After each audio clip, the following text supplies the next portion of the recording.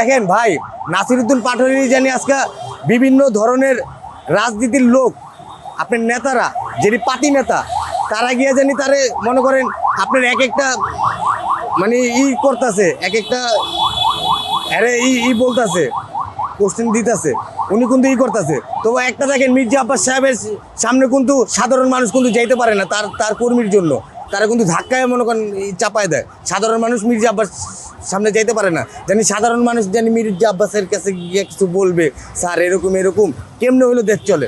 তবু তার এই যেই নেতাকর্মী আছে, এই নেতাকর্মীরা এই মির্জা আব্বাসের ডুবাইতেছে, এই চাঁদাবাসরাই মির্জা আব্বাসের ডুবাইতেছে।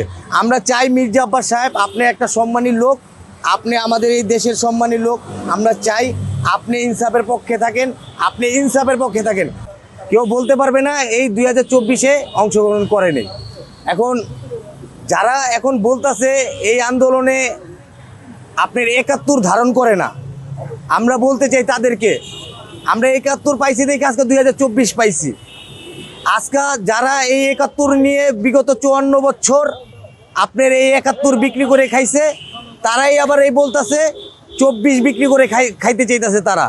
আমরা 24 বিক্রি করতে দিব না, আমরা 71ও বিক্রি করতে দিব না।